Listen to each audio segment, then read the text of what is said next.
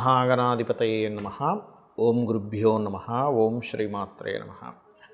పరమేశ్వర స్వరూపమైనటువంటి జ్యోతిష, వాస్తు మరియు ఇతర అనేకమైనటువంటి శాస్త్రములను మనకు అందించినటువంటి మహర్షులకి నమస్కారం.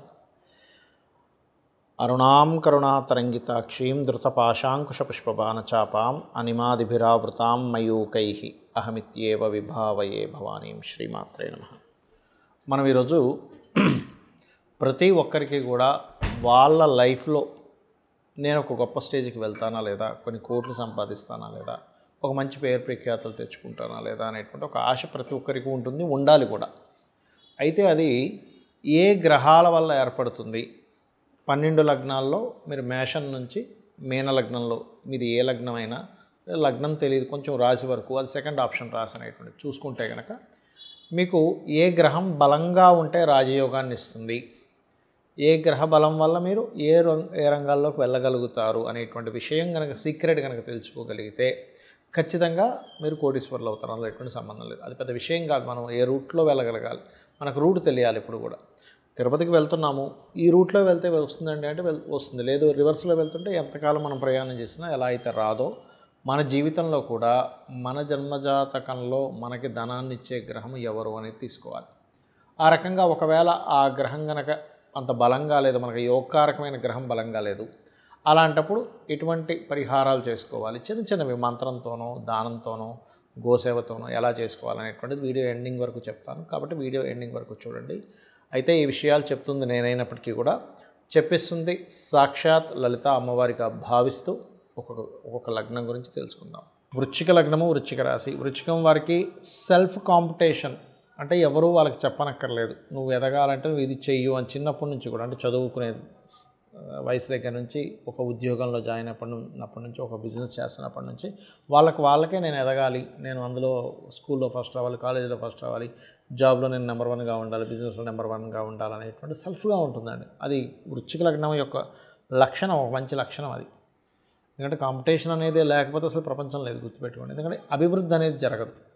అయితే ఇక్కడ మీకు శుభులు, పూర్వజన్మ కర్మకారకులు ఎవరు అని చెప్పి తీసుకుంటే దీన్ని బట్టి మీకు లైఫ్ అనేటువంటిది తీసుకెళ్తూ ఉంటుంది. ఇక్కడ పూర్వజన్మ కర్మని కంప్లీట్గా అందించే గ్రహం మీకు బుధుడు, గుర్తుపెట్టుకోండి. బుధ గ్రహం కనుక బాగుంటే, నేను చూశాను చాలా జాతకాల్లో షేర్ మార్కెట్లో వందల వేల కోట్లు కూడా సంపాదించిన వాళ్ళని నేను చూశాను, బుధుడు బాగుంటే. ఎందుకంటే బుధుడు లాజిక్కి కారకుడు, స్పాంటేనియస్ కారకుడు. ఎప్పుడు షేర్ మార్కెట్లో ఎప్పుడు ఎంటర్ అవ్వాలి, ఎప్పుడు ఎగ్జిట్ అవ్వాలని తెలిసే లాజిక్ని అందించే గ్రహం బుధుడు. అంచనా వేయడం, అంచనా బుధుడు వల్ల వస్తుంది. ఈ బుధుడు బాగోపోతే అసలు పొరపాటును కూడా మీరు షేర్ మార్కెట్ జోలికి వెళ్ళకండి. వెళ్ళారంటే మీరు గొప్ప అదృష్టాన్ని కోల్పోయిన వాళ్ళు అవుతారు. కాబట్టి బుధుడు బలపడడానికి ముఖ్యంగా మీరు చేయవలసింది విష్ణు సహస్రనామాలు ఎక్కువగా చేస్తూ ఉండండి. ఇది కేవలం బుధుడు ఓన్లీ షేర్ మార్కెట్ అనే కాదు, బిజినెస్లు, ఎందుకంటే లాభాధిపతి అవుతాడు. బంధువర్గం, న్యాచురల్గానే బుధుడు బంధువర్గానికి కారకుడు. ఏదో ఒక చిన్న విషయాన్ని తీసుకుని దాన్ని ఆర్గ్యూ చేయడం వల్ల మీరు అదృష్టాన్ని కోల్పోతారు. ఈ విషయాలు ప్రధానంగా జాగ్రత్త తీసుకోవాలి. అయితే మీకు రాజయోగ కారకులు ఎవరు, ఇవన్నీ తీసుకుంటే సహజంగా రాజయోగాన్ని ఇచ్చేటువంటి గ్రహం, ఒక్కొక్క గ్రహం దాని యొక్క బలాన్ని బట్టి ఉంటుంది. కాకపోతే మీకు త్రికోణాధిపతులు కూడా ఒక రకంగా మంచి చేసే గ్రహాలు అవుతాయి. అందులో చంద్రుడు బాధకుడైనప్పటికీ భాగ్యాధిపతి అవుతాడు, లగ్న షష్టమాధిపతి కుజుడు అవుతాడు, ద్వితీయ పంచమాధిపతి గురువు అవుతాడు. సో మీకు ఫైనాన్స్ గ్రోత్ ఇచ్చే గ్రహం జూపిటర్. అంటే దక్షిణామూర్తి ఆరాధన, దత్తాత్రేయుడి యొక్క ఆరాధన చేయడము, గోవులకి మన అరటిపళ్ళు కాదండి, అరటికాయలు తినిపించడము, ఇవి కొంచెం ఫైనాన్షియల్గా గ్రోత్ ఇస్తూ ఉంటుంది. దీంతోపాటు ఓం ధర్మాధ్యక్ష ధనాధ్యక్ష ధనధాన్య వివర్ధినియే నమః అనే నామస్మరణ చేయండి, అన్ని విధాలు బాగుంటుంది. ఇక్కడ ఏంటంటే మనకి ఏ ప్లానెట్ పాడైంది అనేది ముఖ్యంగా తెలుసుకోవాలండి ఎప్పుడు కూడా. ఎలా అయితే మనం చూడండి, మన బాడీలో, మన బాడీ పార్ట్స్లో కూడా ఫలానా వైటమిన్స్ తగ్గాయి అన్నప్పుడు మనం ఏం చేస్తాం, ఆ వైటమిన్ తగ్గిన దాన్ని తీసుకుంటాం. లేకపోతే ఫలానా ఫుడ్ వల్ల మీ హెల్త్ పాడవుతుంది అన్నప్పుడు దాన్ని అవాయిడ్ చేస్తాం, అంతే కదా. బాగా షుగర్ ఉంది, రైస్ ఎక్కువ తినకండి, కార్బోహైడ్రేట్స్ విపరీతంగా వచ్చేస్తాయి, దానివల్ల ఇబ్బంది వస్తుంది, అప్పుడు రైస్ని అవాయిడ్ చేస్తాం, కాస్త కూరలు ఎక్కువ తింటాం.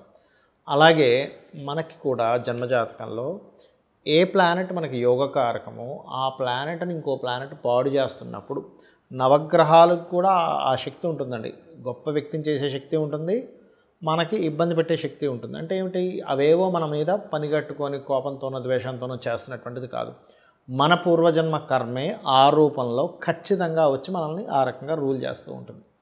అప్పుడు మరి ఉదాహరణకి రవి పాడయ్యాడు మీ జన్మజాతకంలో, కానీ యోగకారకుడు లేదా శత్రువై పాడయ్యాడు. అలాంటప్పుడు చేయవలసిన రెమెడీ ఏమిటి అంటే సూర్య నమస్కారాలు చేసుకోవడము, గోధుమలు 1 కేజీ గోధుమలు, ప్రతిదానికి కూడా కేజీ గుర్తుపెట్టుకోండి, గోధుమలు దానంగా ఇవ్వడము, అలాగే ఆదివారం నాడు ఇవ్వడం, దాంతోపాటు రెడ్ కలర్ క్లాత్ ఇవ్వండి, ప్లస్ గోధుమ రవ్వ గోవుకు తినిపించండి, సూర్య నమస్కారాలు చేసుకోండి. అప్పుడు మీకు అంటే మీ జన్మజాతకంలో రవి వీక్గా ఉన్నాడు, రవి వల్లే మాకు ఇలా అవుతుంది అన్నప్పుడు తండ్రిని నమస్కరించుకోవడము, తండ్రి పాదాలకు నమస్కరించుకోవడం చేస్తూ ఉండాలి. అధికారులతో గొడవలు పెట్టుకోకూడదు, ఎందుకంటే వీక్గా ఉండే ప్లానెట్ వల్ల ఇబ్బంది వస్తూ ఉంటుంది. ఇక చంద్రుడు వీక్గా ఉన్నాడు, మీకు మెడిటేషన్ ఎక్కువగా చేస్తుండాలి, నదీ స్నానాలు ఎక్కువగా చేస్తుండాలి. ముఖ్యంగా స్నానం చేసేటప్పుడు గంగేచ యమునేచ గోదావరి అని ఒక శ్లోకం ఉంటుంది మనకి, లేదా గంగా నది గంగే అనుకొని స్నానం చేసినా కూడా మీరు ఎప్పుడైతే వాటర్ని ఒక దేవతా స్వరూపంగా చూస్తారో అది ఆటోమేటిక్గా మీకు చంద్రదోషం పోతుంది. మాతృమూర్తికి అంటే తల్లిగారికి రోజు నమస్కరించుకోవడం చేస్తుండాలి, వాయువ్య దోషం ఇంట్లో లేకుండా చూసుకుంటుండాలి, బియ్యము దానంగా ఇస్తుండాలి విత్ వైట్ కలర్ క్లాత్తో పాటు. అదేవిధంగా గోవులకి ముల్లంగి తినిపిస్తూ ఉండండి, లేదా కీర లాంటిది. ఇక కుజుడు పాడయ్యాడు, ఏమవుతుందంటే సర్వసాధారణంగా కుజుడు గనక ఎఫ్లిక్షన్ ఇచ్చేటప్పుడు భూములు, అన్నదమ్ములు, గొడవల వల్ల ఇస్తూ ఉంటాడు. రవి అయితేనేమో అధికారము, చంద్రుడైతే మానసికంగా తల్లి, అక్క, ఈ వరుస వాళ్ళతో లేదా ప్రయాణాలు ఇస్తాడు. అయితే కుజుడు పాడయ్యాడు మీ జన్మజాతకంలో, ఆ ప్లానెట్ వల్లే మీరు కోటీశ్వర్లు అవ్వాల్సింది ఆగిపోతుంది.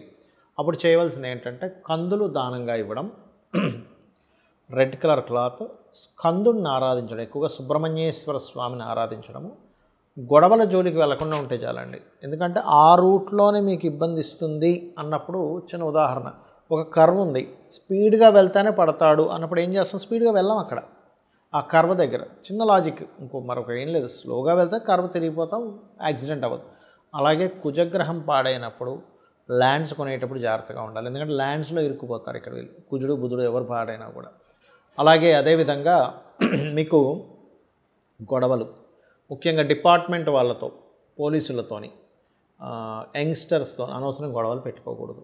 గోవుకి క్యారెట్స్ తినిపించడము, సుబ్రహ్మణ్యేశ్వర స్వామి ఆరాధన, లేదా నిద్ర లేస్తూనే ఓం స్కందాయ నమః అని నామస్మరణ చేయడం. ఎప్పుడైనా గుర్తుపెట్టుకోండి, ఏదైనా ఒక ప్లానెట్ బాగాలేనప్పుడు ఆ రోజుల్లో మీరు ఏది మంగళవారం కుజుడు అంటే ఏది ఇంపార్టెంట్ ఏవి స్టార్ట్ చేయకూడదు. ఇక బుధగ్రహం పాడైంది, మీకు స్పాయిల్ అయింది, అప్పుడు చేయవలసింది ఏంటంటే విష్ణు సహస్రనామాలు వింటూ ఉండాలి, శ్రవణం పఠనం ఏదైనా చేయొచ్చు, గోవులకి గోంగూర తినిపించడము, బంధువర్గం వారితో ఒక్కోసారి మనకు తెలియకుండానే కొన్నిసార్లు చాలామంది తెలియక అది ఒక అలవాటు అయిపోతుంది, అక్కడ మాటలు ఇక్కడ మాటలు అక్కడ వినడం, అవునా అనుకొని మనం రియాక్ట్ అవ్వడం, ఇవి చేయకూడదు. బికాజ్ ఆఫ్ కమ్యూనికేషన్స్ కారకుడు, ఆ కమ్యూనికేషన్స్ వల్లే ఇబ్బందులు వస్తాయి.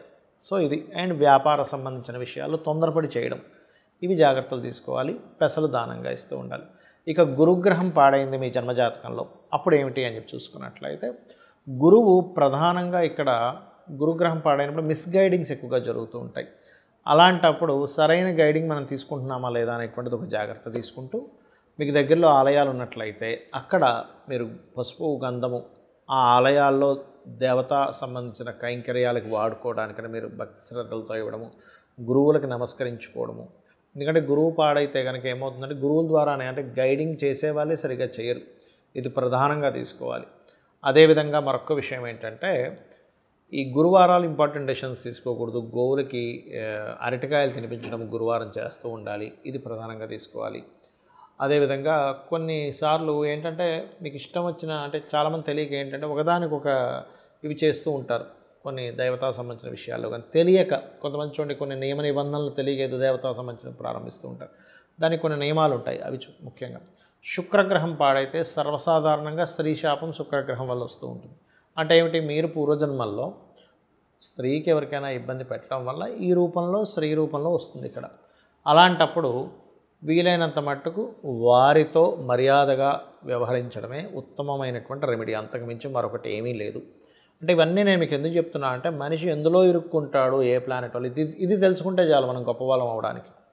అలాగే మరొక విషయం ఏంటంటే ఈ శుక్రగ్రహం మీకు మంచి ఫలితాలు ఇవ్వాలంటే శ్రీమాత్రే నమః అనే మంత్రానికి మించింది మరొకటి లేదు. అలాగే శుక్రవారాలు, శుక్రుడు పాడయ్యాడు, షష్టాష్టకాల్లో ఉన్నాడు, లేకపోతే పాపగ్రహాలతో కలిసి ఉన్నాడు, ఎటువంటి ఇంపార్టెంట్ డెసిషన్స్ కానీ ఏవి కూడా శుక్రవారం తీసుకోకండి. శ్రీమాత్రే నమః.